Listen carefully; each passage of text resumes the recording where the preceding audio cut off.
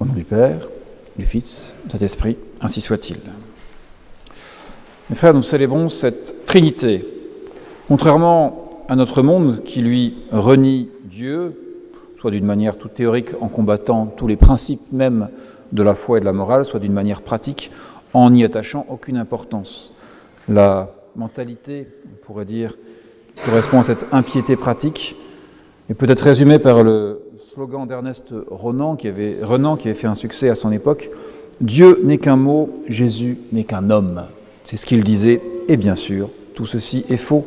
Mais nous avons toute cette palette d'opposition au bon Dieu. Il y a des opposants directs, mais il y a aussi des personnes qui ne se disent pas véritablement opposées au catholicisme, mais qui de fait nient le dogme de la Trinité. Vous avez des personnes qui croient en Dieu, mais qui pensent que pour eux, Dieu, c'est une sorte de force floue, une énergie.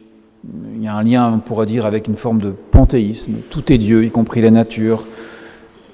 Dans ces cas-là, effectivement, on peut avoir cette opposition directe à la Trinité sans s'en rendre compte. D'autres croiront en un Dieu moins flou, mais ils diront oui, on comprend que Dieu est quelque chose qui correspond à une personne, mais en fait, ce Dieu révélé par les Saintes Écritures, nous le partageons avec les religions du livre, disent-ils, comme l'Ancien Testament, le Coran, et du coup, eh bien, ils mettent de côté toute la Trinité qui est une réalité et qui fait partie de l'essence même de Dieu, en oubliant que nous n'avons pas le même Dieu avec certains qui correspondent à...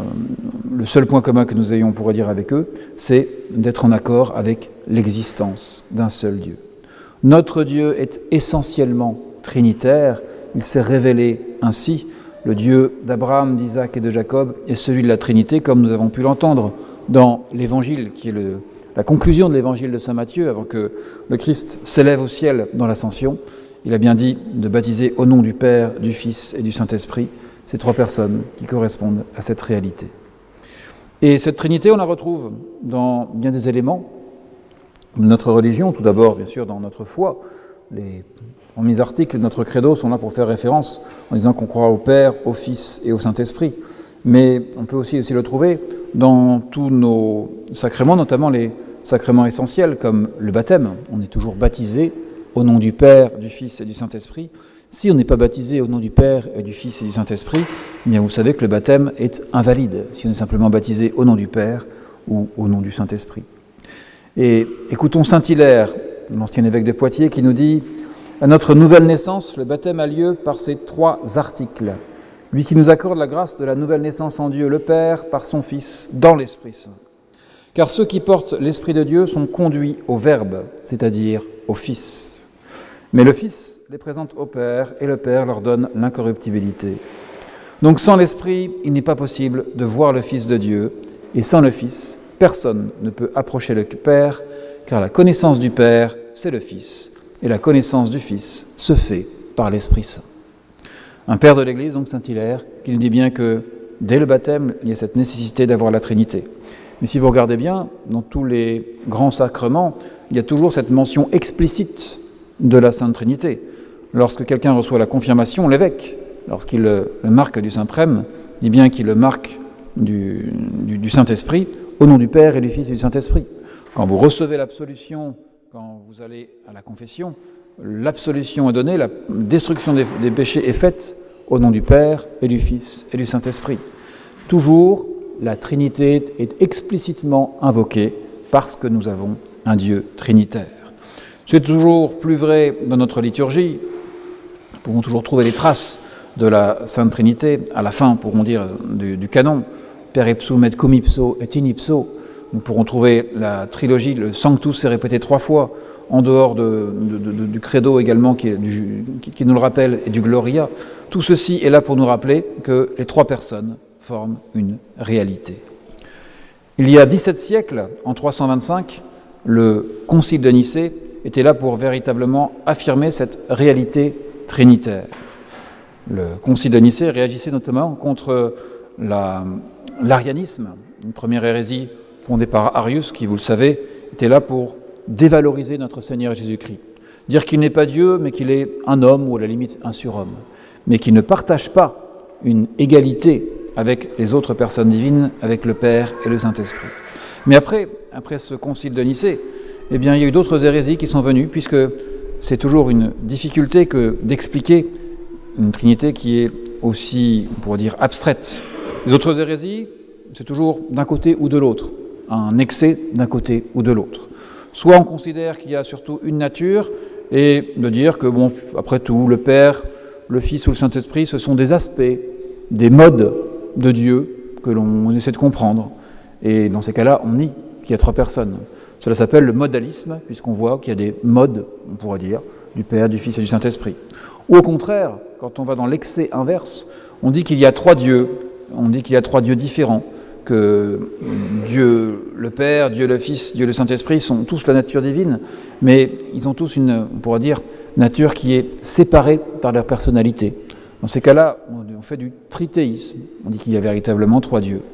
Au milieu de tout cela, il y a le juste équilibre de la doctrine catholique qui nous a tout simplement été révélée par notre Seigneur Jésus-Christ. C'est un mystère, le mystère de la Trinité est l'un des plus profonds de notre foi, et être, on pourrait dire à la fois un et trois, c'est quelque chose qui rebute toujours une intelligence. Le catéchisme est là pour nous rappeler cette réalité, une nature, trois personnes, mais nous savons que c'est une chose qui est effectivement peut-être difficile à expliquer, en tout cas qui est difficile à approfondir lorsqu'on cherche à véritablement scruter ce qu'est un tel mystère. Le Père engendre le Fils de toute éternité. Vous savez qu'il ne le crée pas. On dit bien que le Fils engendré, non pas créé.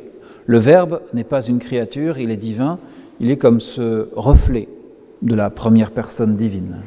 Et ceci constitue donc la première procession du Verbe, et ce mot « procession » est là pour nous aider à comprendre cette vie divine, notamment par comparaison avec notre esprit, l'esprit humain, puisque chez nous, chez l'homme, la pensée, le concept procède de notre raison. Lorsqu'on a une idée, elle procède de notre intelligence, de même que le Verbe procède du Père. C'est une comparaison, mais ça nous permet de comprendre ce qui se passe au sein de la Trinité. Et vient ensuite la seconde procession, celle du Saint-Esprit. On ne la compare plus à cet acte de l'intelligence humaine, mais un acte de la volonté cette fois-ci. Le Père et le Fils, à deux, s'aimant mutuellement, eh bien, ils engendrent, on pourrait dire, le mot est déjà mal choisi, puisque ce n'est pas un fils, ils procèdent le Saint-Esprit. La pensée de Dieu, l'amour de Dieu, sont véritablement des actes vitaux qui donnent la vie et qui la donnent dans toute l'éternité au sein de la Trinité. C'est là tout le mystère. Tout ceci, effectivement, est bien théorique, et pour en saisir la simplicité que le bon Dieu veut nous donner, rien ne vaut l'exemple des saints. Vous connaissez Saint Nicolas dit de Myre, que l'on peut trouver comme, par exemple, patron de Saint Nicolas du Chardonnay à Paris. Mais je vous parlerai d'un autre Saint Nicolas de Flux. Vous savez, celui qui est le patron de la Suisse. Il est connu pour être quelqu'un qui était un simple père de famille, il n'a pas été prêtre, etc. Il a tout simplement été quelqu'un qui a voulu devenir ermite. Mais comment est-il devenu ermite en laissant de côté sa famille, lui qui est devenu véritablement le patron de toute la Suisse, tous les Suisses l'invoquent? Eh bien, il a eu tout simplement une apparition de la Trinité qui va changer sa vie. Je cite son récit. Une fois qu'il vaquait aux occupations de sa maison, Nicolas vit venir à lui 3 hommes, d'un extérieur pareil et vénérable, et dont les manières et les discours ne respiraient que la vertu. L'un d'eux commença ainsi à l'interroger. « Dis-nous, Nicolas, veux-tu te remettre corps et âme en notre pouvoir ? Je ne me donne à personne d'autre, dit Nicolas, qu'au Dieu Tout-Puissant que j'ai longtemps désiré servir de mon âme et de mon corps. » À ces mots, ces étrangers se tournèrent l'un vers l'autre en souriant, et le premier reprit.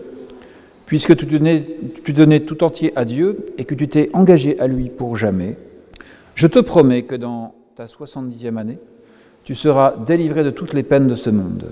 Reste donc ferme dans ta résolution, et tu porteras dans le ciel une bannière victorieuse au milieu de la milice de Dieu, si tu as porté avec patience la croix que nous te laissons. » Et après ces paroles, les 3 hommes disparurent. 3 hommes qui nous rappellent la vision d'Abraham dans l'Ancien Testament, vision donc qui est assez rare de la Trinité, visite, on pourrait dire, de la Trinité, et qui a permis de changer la vie de Nicolas, qui non seulement est devenu ermite, mais surtout, c'est un ermite qui a vécu miraculeusement puisqu'il a été uniquement nourri par l'Eucharistie jusqu'à sa mort. La simple Eucharistie était là, fait dûment constater, qui a pu attirer les foules vers son ermitage. À chacun, donc, il pouvait donner des conseils et il a pu véritablement s'orienter vers Dieu. La Trinité, donc, par une forme de rencontre, et qu'on peut l'avoir d'une manière ou d'une autre, a changé la vie de Saint Nicolas de Flux. Et s'il a changé sa vie, c'est aussi parce qu'il a utilisé le moyen qui a permis de continuer d'être auprès de Dieu, c'est-à-dire l'Eucharistie. Bonne introduction pour la fête de la semaine prochaine, cette fête Dieu, fête de la Sainte Eucharistie, comme pour nous dire que la Trinité, si ça paraît quelque chose d'éthéré, d'abstrait, eh bien elle peut être reliée directement par l'Eucharistie, et l'un comme l'autre sont des puissants moyens pour nous, pour faire en sorte de devenir de véritables chrétiens, de changer de vie. Car comme Saint Nicolas de Flux, la Trinité peut changer notre vie. Il a reçu l'Eucharistie, qui est la voie royale vers notre Dieu, que notre communion et que le respect que nous pourrons montrer à l'Eucharistie soit véritablement la porte ouverte sur la connaissance de Dieu, sur le Verbe, sur l'amour de Dieu, le Saint-Esprit et sur le Père. Nous pouvons aussi, si nous voulons chercher à avoir toujours ce contact plus grand avec la Trinité, utiliser les prières.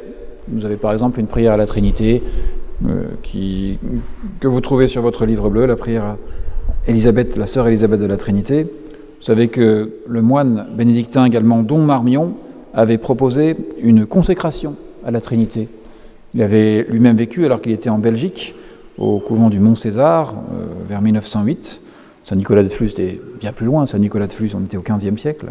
Don Marmion, lui, est là pour nous dire qu'encore au XXe siècle, il y a une possibilité de véritablement se tourner vers la Trinité. Et il disait de faire en sorte que ma vie devienne un véritable gloria. Gloire au Père, au Fils et au Saint-Esprit. Que mes actes, mes pensées, mes paroles correspondent à cette réalité. Une idée que l'on peut développer, une idée que l'on peut appliquer. Mais pour rester encore plus concret, et on pourrait dire plus moderne, je rappellerai les réalités de Lucie de Fatima. Vous savez que cette année, nous en 2025, nous allons célébrer le centenaire de l'apparition du 10 décembre 1925, où Lucie de Fatima, donc, après avoir été à Fatima, elle était sœur, eh bien, elle sera cette fois-ci en Espagne, non plus au Portugal, à Pontevedra, va avoir la révélation par la Sainte Vierge des 5 premiers samedis du mois. Mais aussi, quelques années plus tard, en 1929, on est toujours en Espagne, Lucie est toujours sœur, et on est le 13 juin 1929, elle a une apparition de la Trinité elle-même. C'est donc possible que même au XXe siècle, des personnes, dans des apparitions reconnues par l'Église, sont là pour nous dire de quelle manière elles peuvent comme toucher du doigt la Trinité, et ceci intervient dans leur vie pour faire en sorte qu'elles deviennent de grandes chrétiennes. Je vous lis le passage qui est donc arrivé le 13 juin 1929, on est presque le jour anniversaire, on est le 15 juin aujourd'hui. Sœur Lucie disait « J'avais demandé et obtenu la permission de mes supérieurs de faire une heure sainte de 11h à minuit, dans la nuit du jeudi au vendredi de chaque semaine. Et me trouvant seul une nuit, je m'agenouillai près de la balustrade dans la chapelle pour réciter, prosterner les prières de l'ange. C'est les prières que l'ange leur avait appris en 1916. Me sentant fatigué, je me relevai et je continuai à réciter les bras en croix. La seule lumière était la lumière du sanctuaire. Et soudain, toute la chapelle s'éclaira d'une lumière surnaturelle. Et sur l'autel apparut une croix de lumière qui s'élevait jusqu'au plafond. Dans une lumière plus claire, on voyait sur la partie supérieure de la croix une face d'homme, avec un corps qui, jusqu'à la ceinture et sur sa poitrine, avait une colombe, également lumineuse, et cloué à la croix le corps d'un autre homme.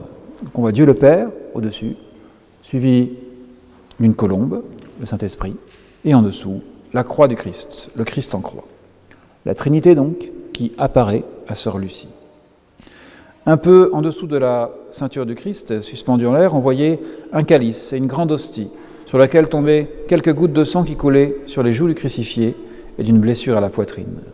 Coulant sur l'hostie, ses gouttes tombaient dans le calice. Sous le bras droit de la croix se trouvait Notre-Dame, avec son cœur immaculé dans la main. Et sous le bras gauche de la croix, des grandes lettres qui coulaient comme d'une eau cristalline au-dessus de l'autel et formaient ces mots « grâce et miséricorde ». Je compris qu'il m'était montré le mystère de la Sainte Trinité et j'ai reçu sur ces lumières, sur ce mystère, des lumières qu'il ne m'est pas permis de révéler.